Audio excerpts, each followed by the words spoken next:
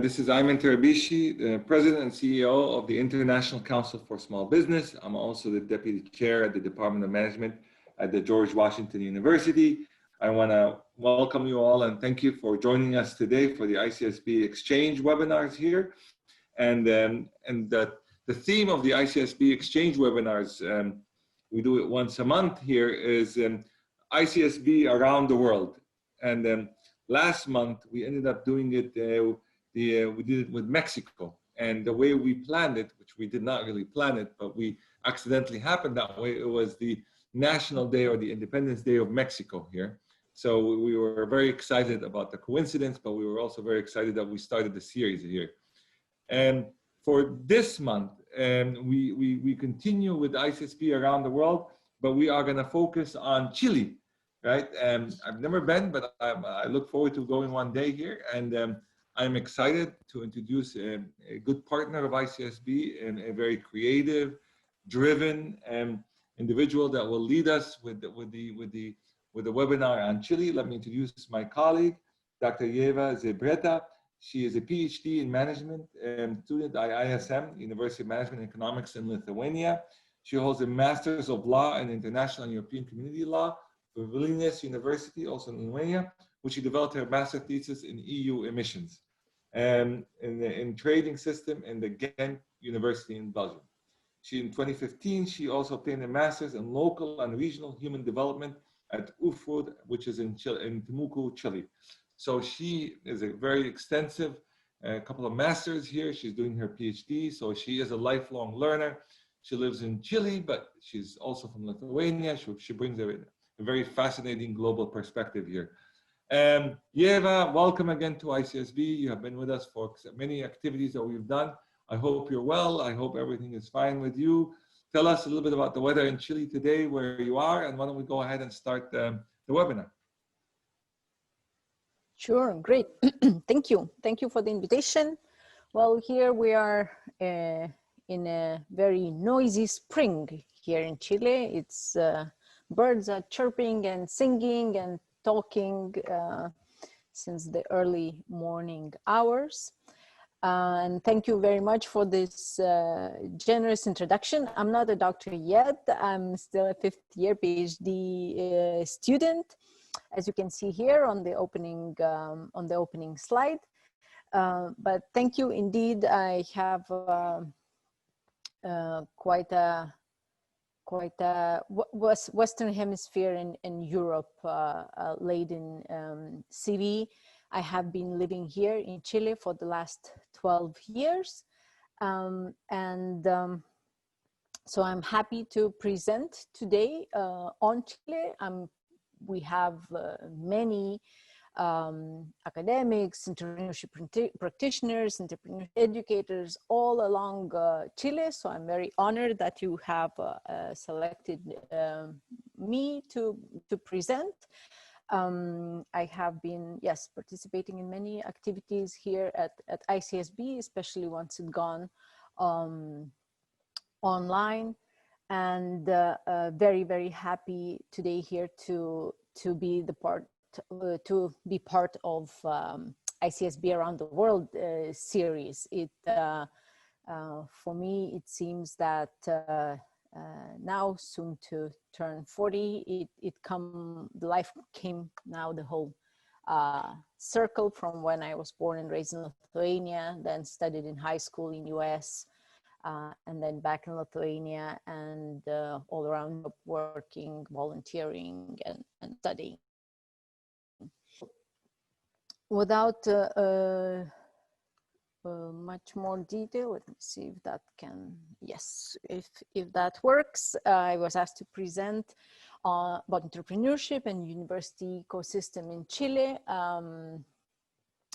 I have gotten to know the entrepreneurial and university ecosystem in Chile through my PhD research, which is right now focusing on multi-scale model to prove resilience of micro, small, and medium enterprises and local communities, and the resilience to disasters and crises. So that since good 5 years ago, I became very interested in the very concept of resilience. But since the 2010 earthquake in Chile, which I found myself in the middle of it as well, living in the Cordillera, in the Andes area, in the mountain area here in beautiful Pucón. When you visit, we are definitely going there to swim in these gorgeous lakes, and if it is winter season, to ski and enjoy the snowed down araucaria trees, or the so-called monkey puzzle trees, which served as scenery for the BBC's Walking with the Dinosaurs. So what my presentation today will be also in a sort of a circular manner, which is very much a traditional approach, traditional meaning ancestral of indigenous peoples here in Chile. So the circular approach, we will first zoom in, zoom out, and then zoom in again. Into what? Specifically into the activities that have to do with supporting entrepreneurship, supporting SMEs, and in this case, myself, and through the institution to which I belong to. Here you see the name, Universidad de La Frontera. We will first zoom in into their activities. Then we will zoom out and look at Chile in the world context, and we will zoom in again on a couple of my action and activism research projects. So here you can see that Universidad de La Frontera is sort of southern middle of the country.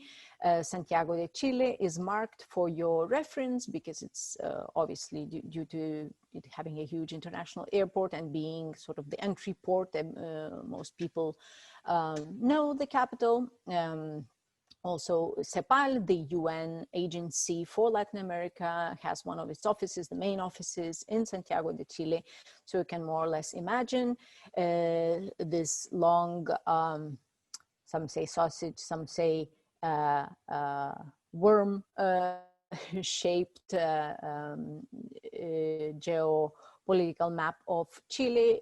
You can see all these divisions here. They mark our regions. We are a unitary state. Chile is a unitary state, but for administrative purposes, for public administration purposes, it is divided into various regions. We are in the middle of Mapu, the ancestral territories of the Mapuche people, the indigenous nation here of Chile, and the region is called La Araucanía. You will hear me mention it a lot because I'm most familiar with the entrepreneurial system of the south of Chile, even though obviously the general national context is also today's topic.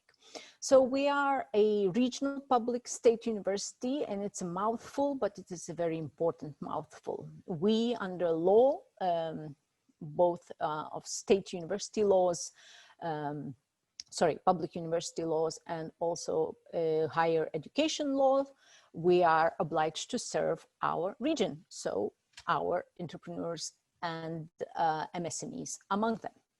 The university was founded in 1981 under the name of Universidad de La Frontera, but it had vast heritage, not only in terms of classrooms and buildings, but also the tradition inherited from 1969. Actually, one of our undergraduate programs, which is public accounting and auditing, is from 1969, and we're very, very proud of it because my department of administration and economics, has been also found in that year to support, to provide the professors, to provide the teachers, for that undergraduate program. In general, my faculty of Law and Business, in Spanish, Facultad de Ciencias Jurídicas y Empresariales de la Universidad de La Frontera. You can see the shorthand for the website there. You can check it out if you wish.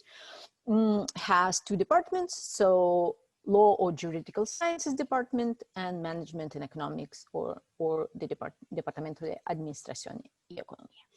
Two schools, one is the law school, another is business school and business school. law school has only one program, which is law for now, and the business school has two programs, as I mentioned, accounting and auditing, public accounting and auditing. They get angry if I miss the word public accounting and auditing, and another one is business administration. And we are known as a faculty, as a unit within the university for very robust internationalization program. Here is a summary of what we do on a program or project level for our entrepreneurial ecosystem. So we provide training and lifelong learning services. We host cultural activities and events. We are home to the top one in 2013 Latin American business incubator, and also top 8 couple years ago, top 8 in the world incubation and business incubation acceleration program in the whole of the world, as I mentioned. We participate, apply for funding, and then implement under different national and regional programs that foster entrepreneurship.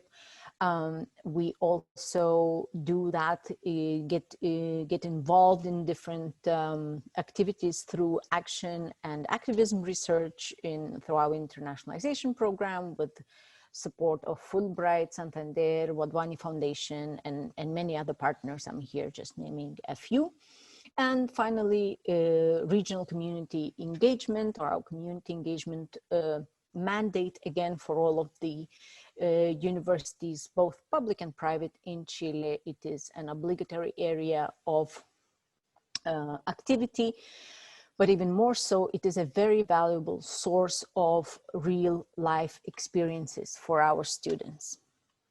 So first off, you can see here that on the program level, undergraduate programs, business administration, public accounting and auditing, and law participate all the time in different activities where students work, usually as volunteers, to provide businesses with accounting, auditing, administration, solving various management issues. And we have a very extensive obligatory internships program. You can see that only since for the first 3 years of the operation of our obligatory internships program, you can see the numbers here are the amount of students who have developed different support plans or activities, or in some cases implemented help for businesses. Each one here, you can see 453 next to business administration, 222 next to public accounting and auditing. They usually work more in groups, so this is a number of activities, not only people. Same goes for law students. We have a legal clinic with business and consumer law focus. As far as I know, it's one of very few in Chile. There is maybe 2 or 3 legal clinics that have business, entrepreneurship, innovation, SME focus. We are being aided in our development of the clinic by Bond University, Bond Law Clinic, which also has a business focus. And you can see that our students in their volunteer capacity always provide help initially in insolvency cases, and now since 2018 in consumer law or consumer protection cases. Our business clinic is specifically has an MSME focus. We mostly help out micro enterprises, micro businesses here in the region, and we collaborate on that with different public and private institutions in La Araucanía region. Another initiative, which is by my colleague, Claudina Uribe, here from one of the executive directors of the incubator, the Incubatec UFRO, which I have recently mentioned, the academic at the Department of Administration and Economics here at UFRO. My colleague Claudina has been carrying out for the last couple of years TRAFA, which means joint activity or associative activity. It's a word in Mapudungun, in Mapuche language, but it is a program that is universal for bringing together different business plans, different business ventures, different from agriculture, from tourism, from sustainable energy sectors, and connecting them through the TRAFA platform with private investors who have money that they would like to invest.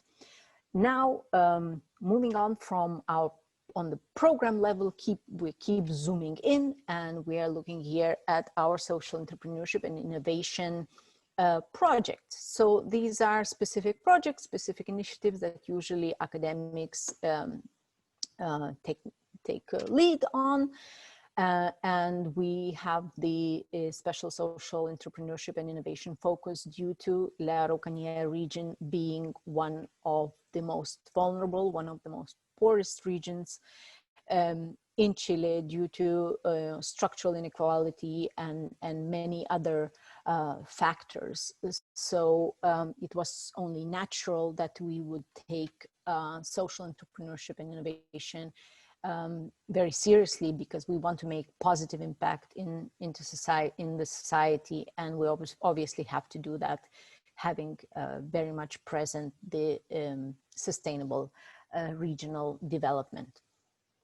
Another project in this sense is Maori Mapuche Students Project, where 15 Maori students from different universities visited our region and were paired up with Mapuche students from mostly from my faculty, but there was one student from the education school as well, and they have worked with 9 Mapuche SMEs, and also their activities, their impact, their advice, and their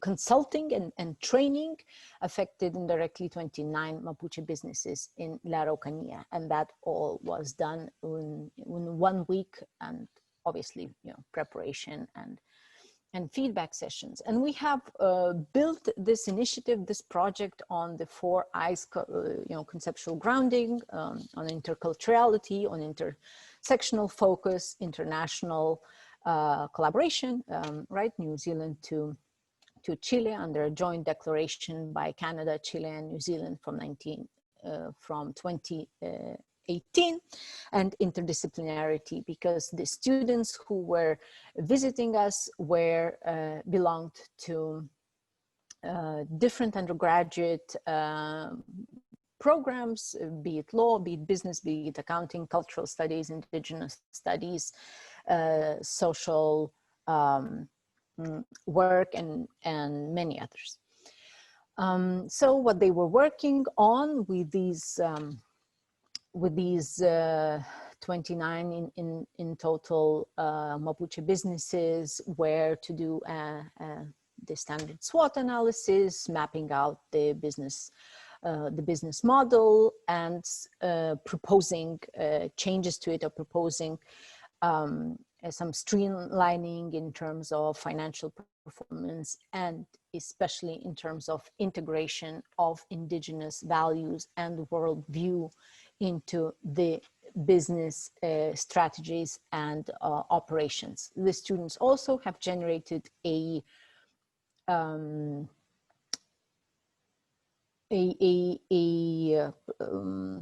you would call that, sort of a folder with different business proposals, business ideas for we titled them joint ventures, but these projects can be implemented on their own 2 feet, as standalones or in collaboration. And these business ideas spanned from Mapuche kindergartens to a digital platform for showcasting and connecting, generating value chains among Mapuche businesses. Also something that you will see in a minute when I'll do the zoom out and show that Global Entrepreneurship Monitor data shows that professional services in the area of entrepreneurship are missing. Students have actually diagnosed that even before our experts did and confirmed what we knew through GEM on international level, that consultancy on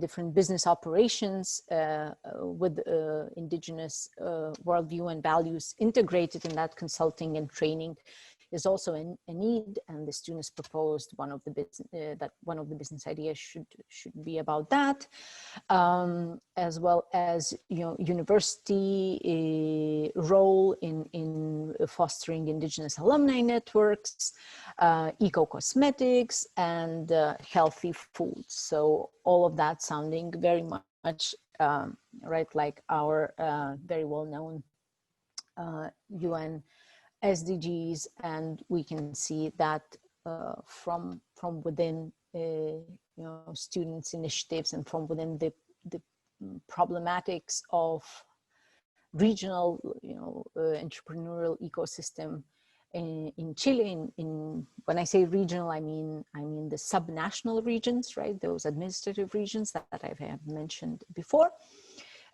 We can see that these ideas are connecting globally very, very well. Well, we are now in our first step of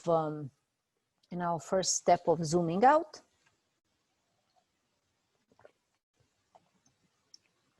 We can see that Chilean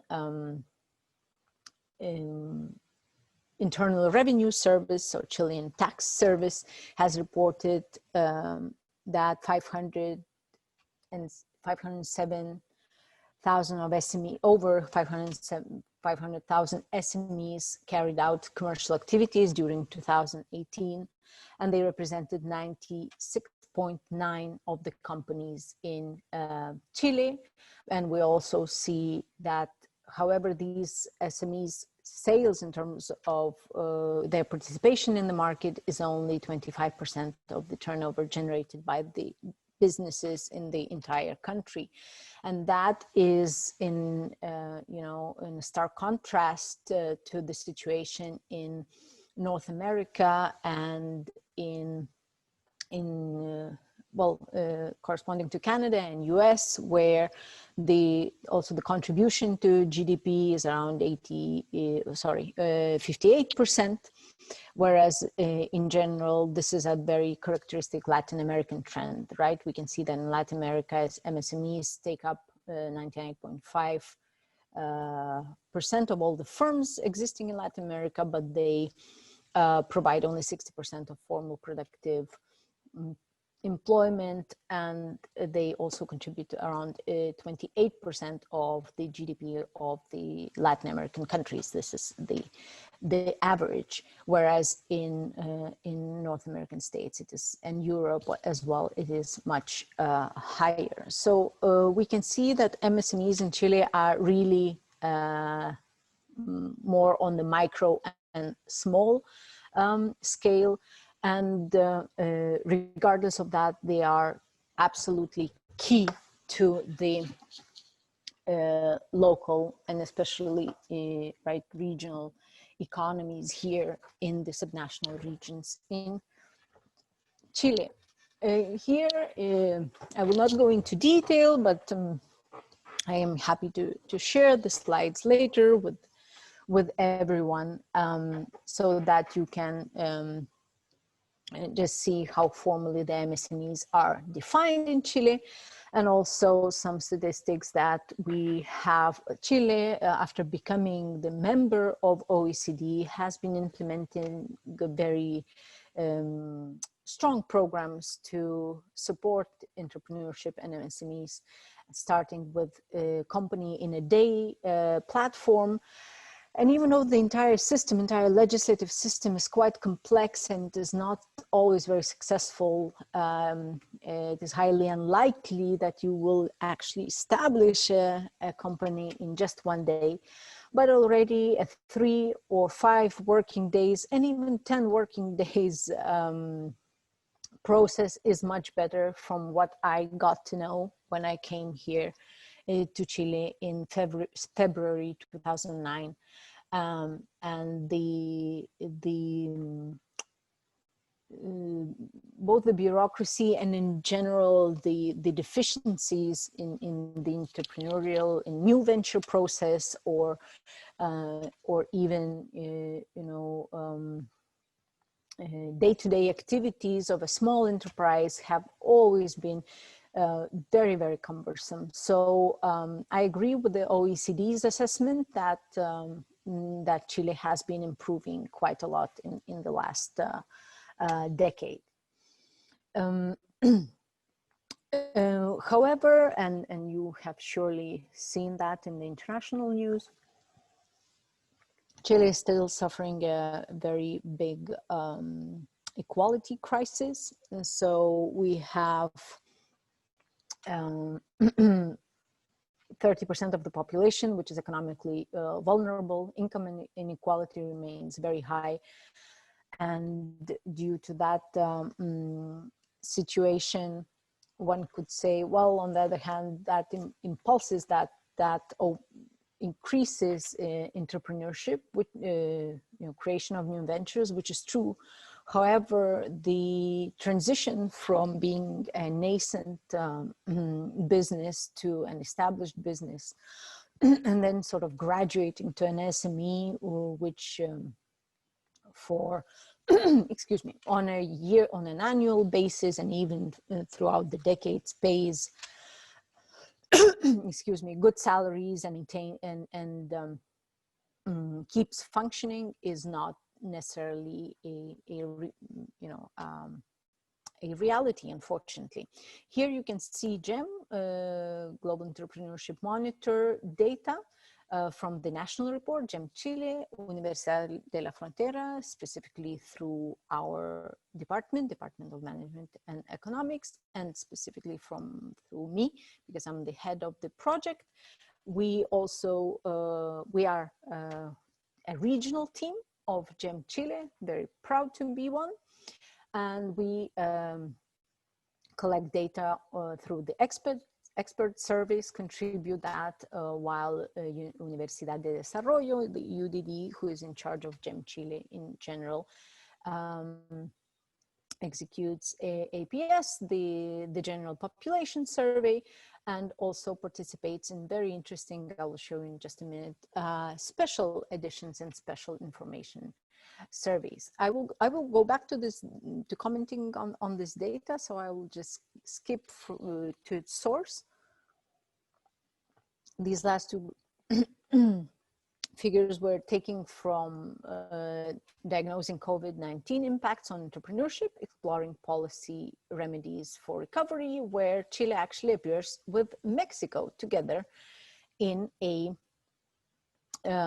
one chapter, giving more details about how these two Latin American economies are dealing with the socioeconomic impacts of COVID. So here again, Mexico and Chile, just like in the ICSB trend, right? We are, when it comes to Latin America, are now leading the conversation on entrepreneurship, SMEs, on our regional ecosystems, and that I think is very very positive, because we can clearly see how active we are in sharing knowledge, and that's one of the strengths of the ecosystems. of our entrepreneurial ecosystem. Here you can see the country data on entrepreneurship and on SMEs, and specifically the view of the Chilean population about the intention to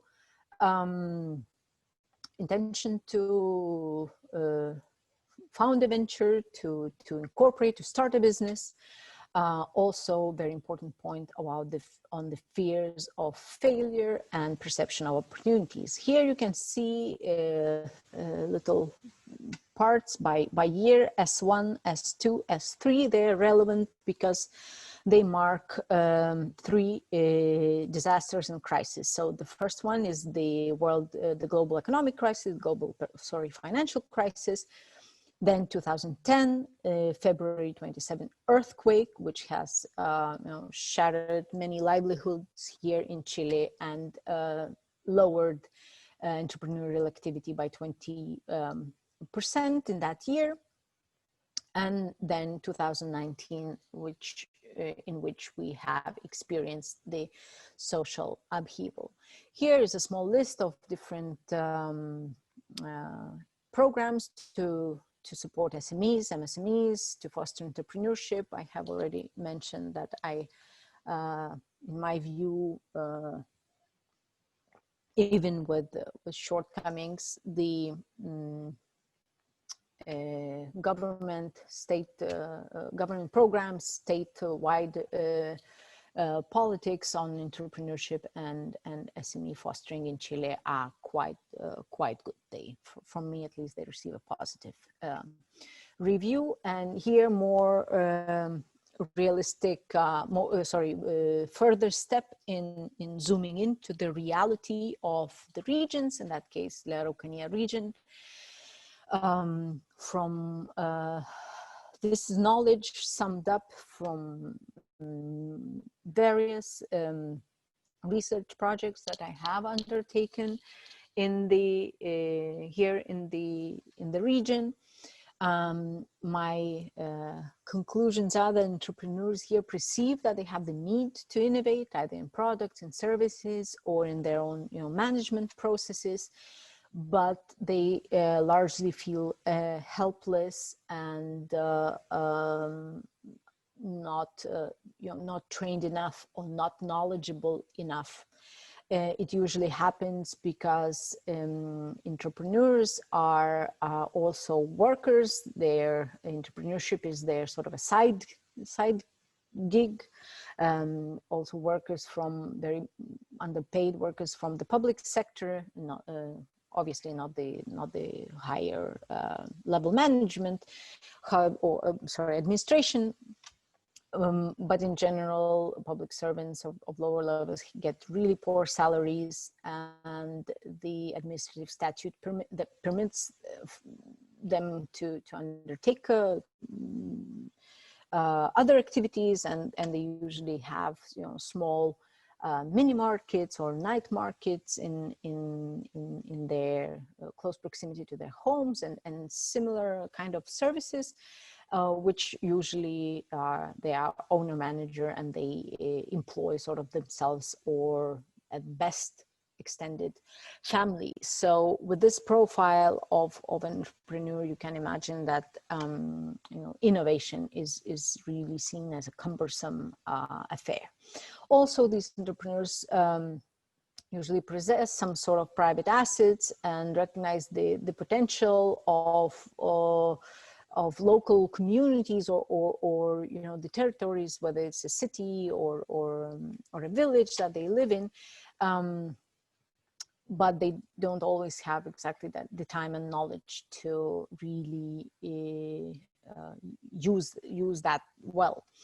And their ventures are often trial and error. And I call them sort of seasonal entrepreneurs. Some really never graduate, so to say, into becoming an SME.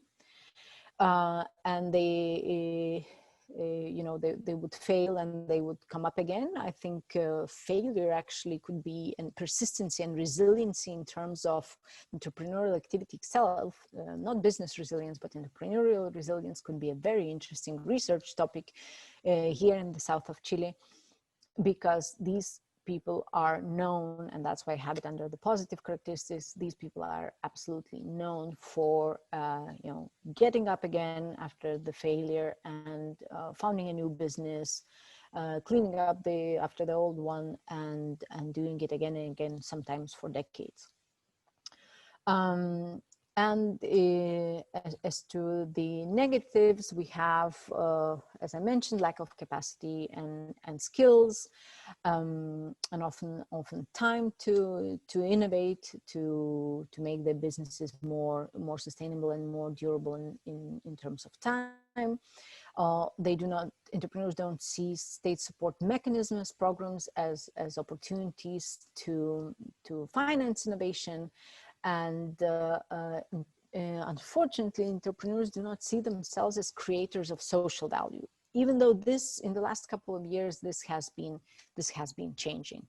Now, the regional data which was collected by my team last year, we also did it this year, but the global report is not published yet, so I cannot go into much detail. But the baseline of 2019, we can see that it has to do in terms of entrepreneurial activity, that the access to financing is, especially private venture capital, is one of the main factors that hinders entrepreneurial activity. This is the opinion of the experts from the expert survey. Streamlining public resources is what would facilitate entrepreneurial activity in the region. Another issue that has been looked at on the national level by Ghent Chile 2019 report, which has been published in June 2020, right in the middle of the pandemic. We can see that if we compare national and regional data in La Araucanía, the fear of failure is greater, even though the Araucanía was named one of the 3 regions, along with Tarapacá in the north, as a region which has the most potential for entrepreneurial activity. However, with more nascent firms, with more nascent entrepreneurial activity, also more fear is here. And it's usually due to what I have mentioned, that Araucanía region is one of the most vulnerable ones here in Chile. It is the poorest region, and structurally it goes back to the hundreds of years and the unresolved issue of recognition of indigenous peoples who form quite a big part of the regional population, very big part of regional population. Now, after this zooming out, we are step by step going back into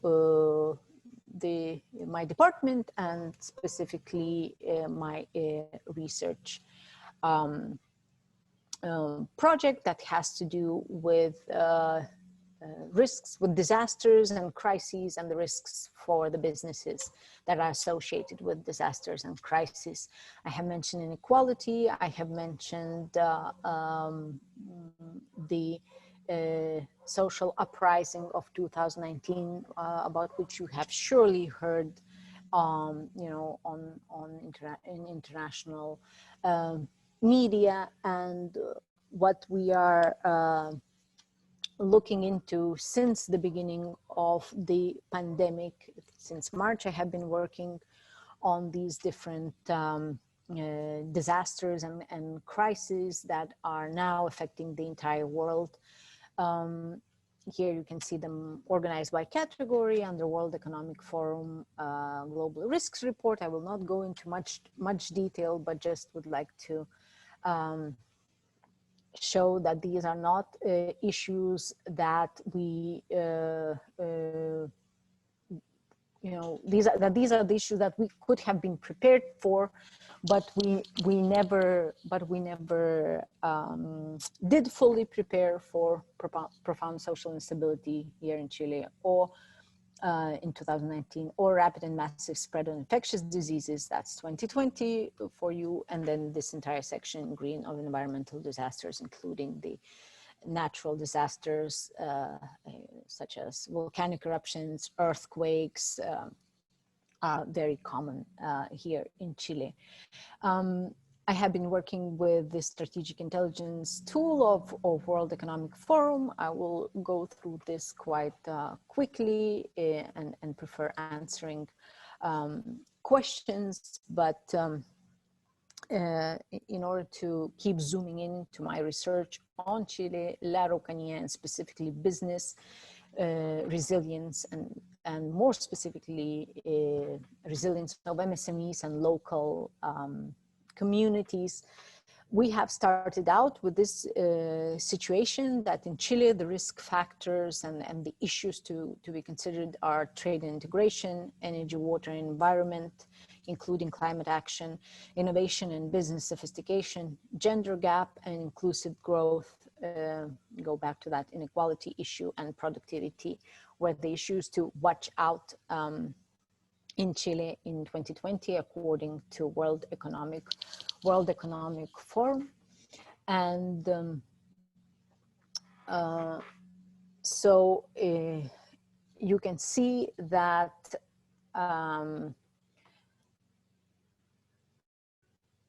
my research project sort of starts, so to say, on paper in December 2015, more or less in March 2016. However, this idea of business resilience, of how local community resilience and MSME resilience are related, have been bothering me since 2010 at least, when earthquake shook Chile. I have then entered the program of local and regional development at Universidad de La Frontera. I have started in 2013, I have finished in 2015, and exactly in that same year we had a volcanic eruption, which well, actually various volcanic eruptions, but the one that was the first and most impressive one was in Villarrica volcano in Pucón, where I lived, and it affected tourism industry very, very profoundly. Then the forest fires in December and March 2016 had the same effect.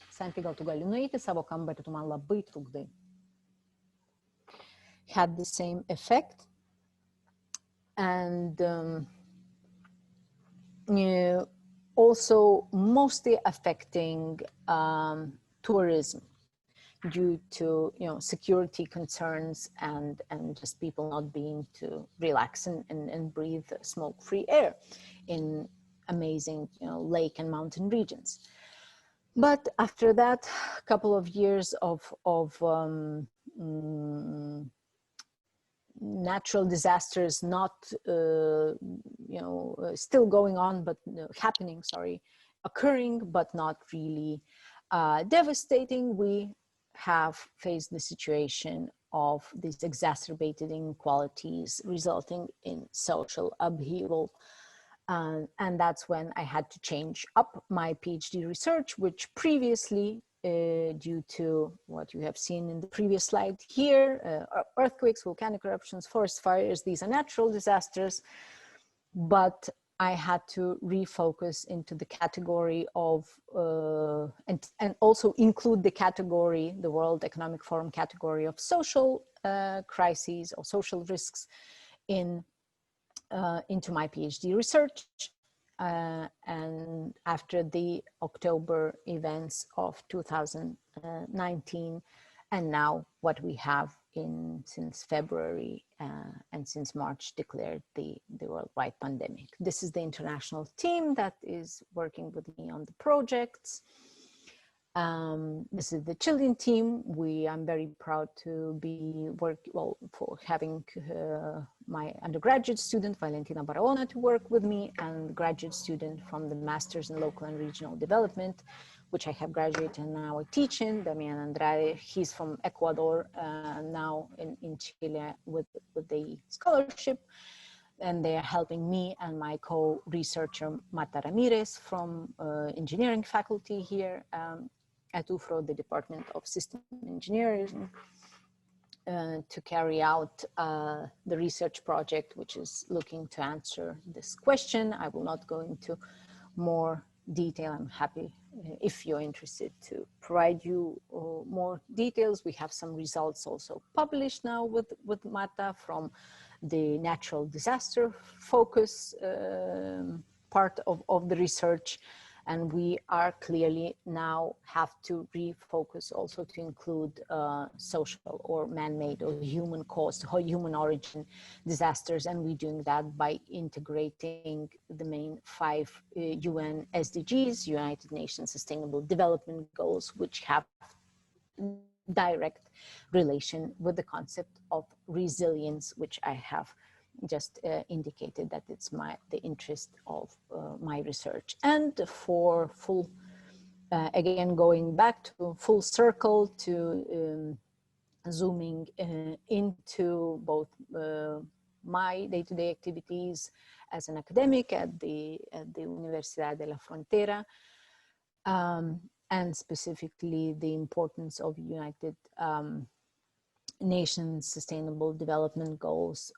We are working on the regional level, right? On the regional entrepreneurial ecosystem level to empower, to enable entrepreneurs to engage in humane entrepreneurship through empathy and advocating towards empathy and equity.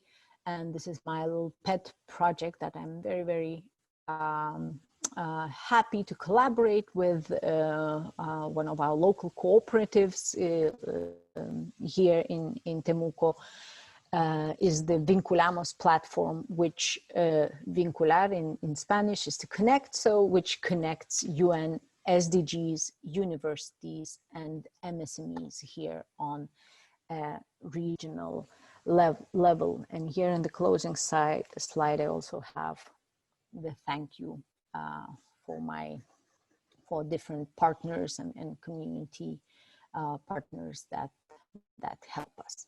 So thank you very much. I'm sorry for it turned out more extensive than I have anticipated. I hope I didn't get you bored.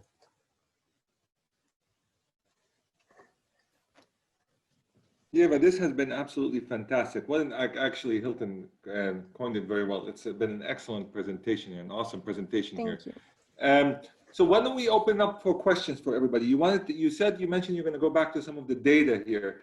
You want to quickly go back and explain a little bit more? And let's open up for questions if anybody has any questions as well.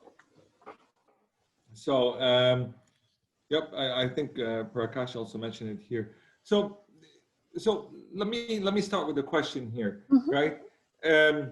Chile is going through some challenges here, but like everybody else around the world, we're going through some challenges here, right?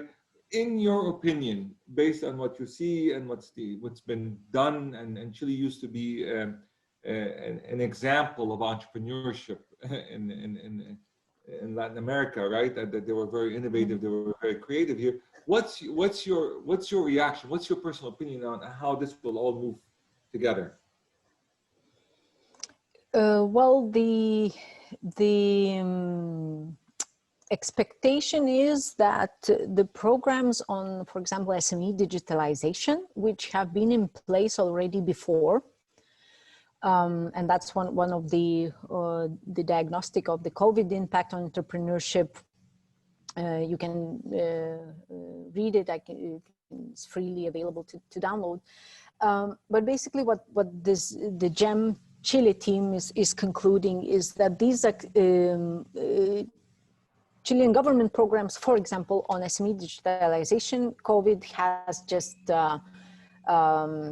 not kick-started it, but sort of kicked it forward, right? So there was this big impulse towards digitalization.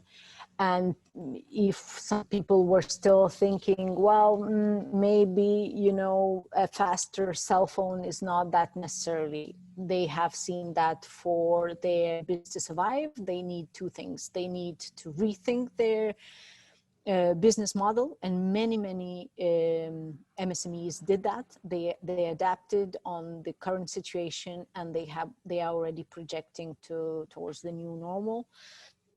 And they are very much, how to say, focused on digitalization.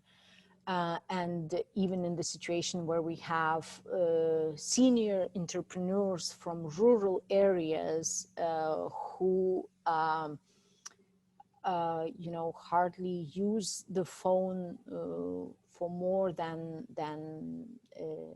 calling, or maybe a calculator over there, like in one app that has big numbers. They are, you know, getting their grandsons, granddaughters to help them. And one of those, you know, grandsons, and some of those grandsons and granddaughters are actually our students. And the fact that they have been learning online since March also is helping them to be closer to their families and be of help to those senior entrepreneurs, for example, which we have, especially in the northern part of our La Rocanía region. We have a lot of people over 65, you know, working on their business ventures. So that would be my silver lining in this situation. So let's look at some questions here coming in here. I think you also see them, but let me read them out for you so you can reflect. Chile's startup ecosystem is TOPS. Is entrepreneurship integrated into every career learning path at higher education? Is it embedded in the DNA of everything they do in this? Or that's a great question, by the way. I'm curious. Yeah, I agree. Yeah, it's a really good question. I agree. I wouldn't say no, that it is not embedded in every career learning path. Definitely private universities are doing a better job in introducing these notions. However, again, some good 3-4 recent years, we are having big change also at the universities that are similar to UFRO. I'm giving the UFRO example, which I know the best. However, I can name at least 5 other public regional universities who have entrepreneurship programs, not only for business or for engineering students, but also for, you know, everything from social services to education, faculty, including physical education. We have these amazing platforms now to keep people healthy, and, you know, so on and so forth. Not to mention sciences, life sciences, where the path from technology to entrepreneurship, it's seemingly much easier, and we have special programs for them on entrepreneurship as well. Okay, let me just go down a little bit more. What impact has soft landing for entrepreneurship contributed to the startup sector? That's a good question. Soft landing for entrepreneurship. Important. I'm not sure I understand the question. So, okay, it's basically imported ideas from different parts of the world. Okay. Yeah, great. Yes, well, actually, Startup Chile is one of the programs, now I get it. Startup Chile is one of the very famous programs that are known around the world. And yes, there's quite I think it boosted up sort of competitiveness of certain areas, especially the creative industries, tech, digital tech sectors, and Chilean sort of stepped up and started competing on a very high level. So I think we have a program also, a governmental program that has been running since 2016, if I'm not mistaken, on the promotion of service exports. And exactly digital technology is very much in the center of this promotion program. So yeah, we are, I would say it has a positive impact, and it also opens up possibility from other technologies, not necessarily digital technologies, but to sort of to be able to imagine better how to become a part of global value chains in different industries, like, you know, biochemistry, biotech, molecular development, and similar things. Okay. Here comes Barbara. Resiliency is often measured on the individual entrepreneurial level, such as coping with the impact in terms of social and financial impacts. Does that make sense in your research? Mm-hmm. Yes, thank you, Barbara, for the question. I have, when I started off with my PhD project, I have mapped out where the word resilience sort of starts coming up. So you're completely right. We have entrepreneurial resilience, business resilience, organizational resilience, local or territorial resilience. The Journal on Entrepreneurship and Local Development just had like a year ago, a special issue on that. Very interesting. We can also talk about economic resilience, resilience of a sector. For example, I look at tourism a lot, and even nationwide, the resilience of national economy. So it makes a lot of sense that resilience measurement scales are best developed in entrepreneurial resilience area, or for that concept, because resilience came into business from psychology, right? Whereas before that, it was in engineering and in ecological sciences. So since it came into organizational and business resilience from psychology, we still have a lot of measurement scales used from that discipline, from the discipline of psychology. What I'm working on is creating a sort of a fusion of a measure of organizational resilience and entrepreneurial resilience, and see about business, survival of a business and resilience of a business. That's my interest in my research. Okay. Here's another one. Mohammed, do you think that universities have impact on the generation of knowledge-intensive enterprises? I think it's the goal, or it should be the goal. Now, whether it happens in Chile, and especially in the south of Chile, because we have this saying, Santiago no es Chile, or Santiago is not the entire Chile, right? To show that we have a big country, almost 18 million adult population, is over 12 million people, all of them with very positive attitudes, as that's the data that I have emitted, very positive attitude towards entrepreneurship as a career path or as a life path.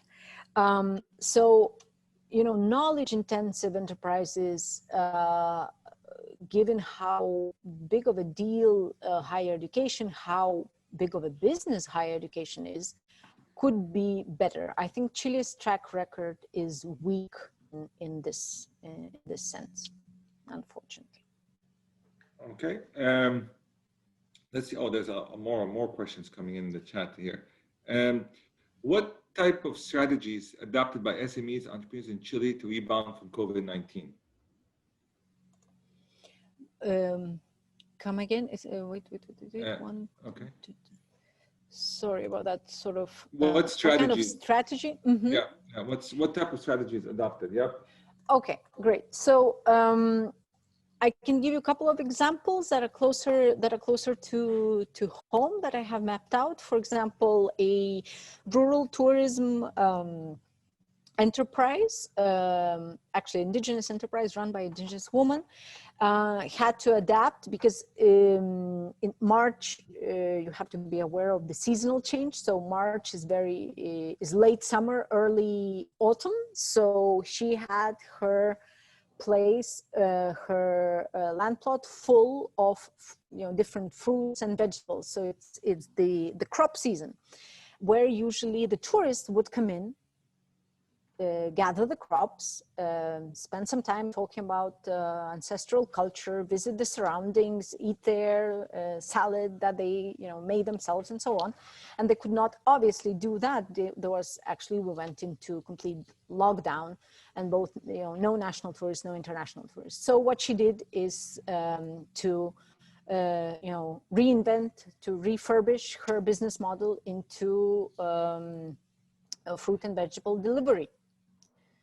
So the strategies would be, revamping the value proposition altogether, keeping obviously the main resources. They could not have changed it in a couple of weeks.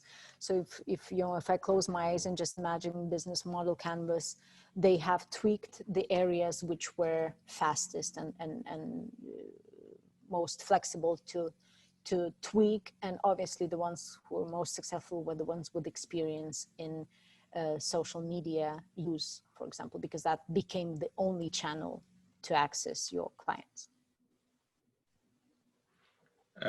Good. I know there was some more. Hold on, let me just go down here. 1 second.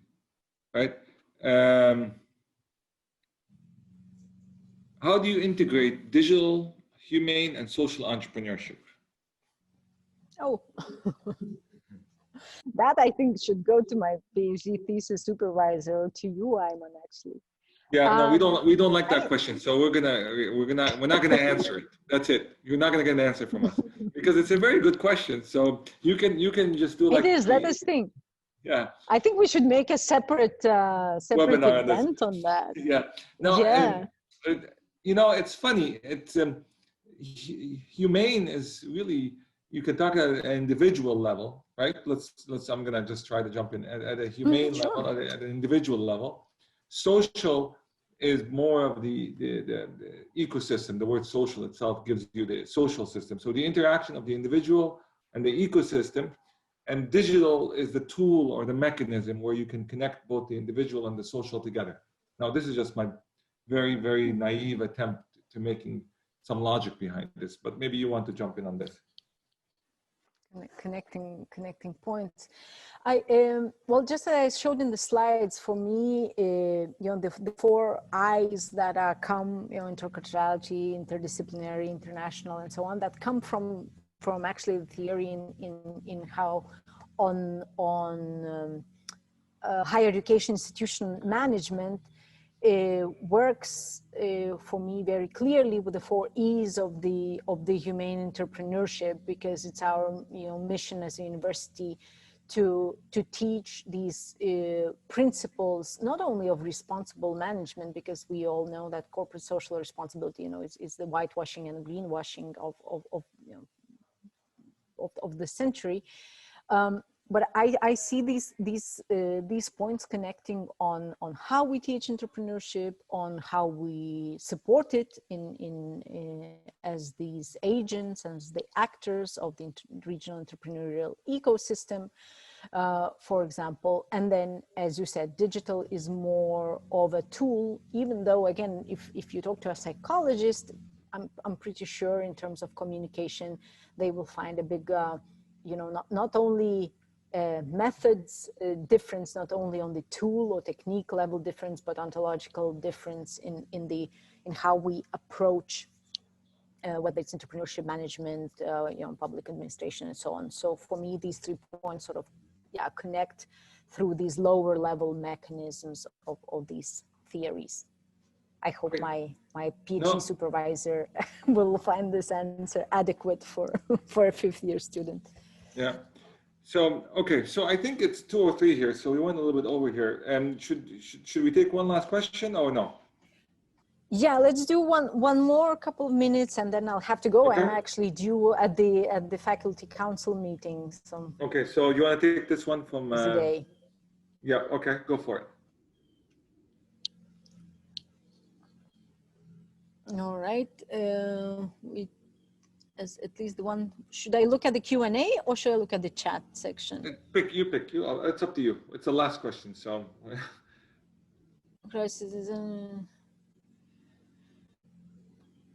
Thanks. We've met in, Caterina, we met in Valdivia last year. Yes, my question is, do these crises, disasters create, destroy business or both? And what is the net result? Okay, I will definitely not be able to net the result, but I completely agree with the answer that's in the question. It's both. There are, especially in the social upheaval and if you're still in Valdivia, definitely there was venture creation.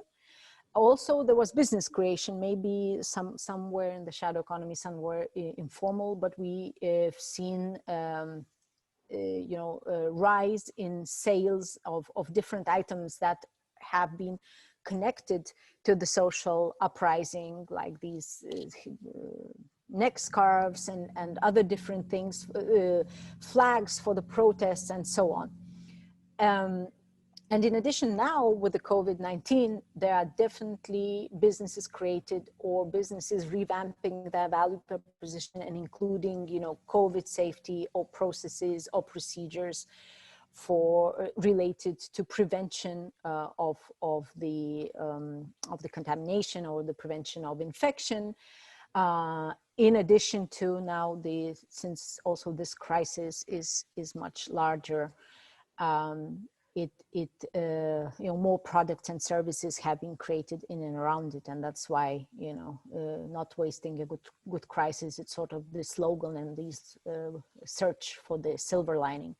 And well, since again the question was from someone from Valdivia, the issue that in 2010 the earthquake, 2015 volcanic eruptions definitely have both destroyed businesses, physically destroyed them. The premises now, like the main resources. However, there was a creation after volcanic eruption. You could not use the main asset of the lake area, which is the volcano, because you used to be able to go up. I have also gone up 2,863 meters and could experience this amazing, physically challenging tourism activity, but for many years it was not available. So new business and new locations have been created, new tourism services, new tourism attractions have emerged after the disaster of volcanic eruption. So yeah, I'd say it's both. Now, as far as netting is concerned, again, it depends very much whether the natural disaster or the crisis affects, whether the natural disaster escalates to a crisis and whether the disaster and crisis affects local, regional, national, international, or global level. That would be my answer. And thank you very much for the question. Thank you. So it's 2:07. Ieva, I usually went from Mexico to Chile, and Chile did superb. So we congratulate you and all of the country of Chile for a great presentation with ICSB around the world. Thank you. I want to thank all the participants as well for joining us here. If you are interested in hosting an ICSB around the world, please get in touch with us. And as we move around the world, but this is you set the bar perfectly well, you and Francisco, on showcasing us entrepreneurship and SMEs there. So we are just delighted. With that, I want to thank you all for attending. Please be safe, and I look forward to seeing you. Bye, everybody. Bye-bye. Bye-bye, and thank you very much for your time and attention. Thank you. Bye.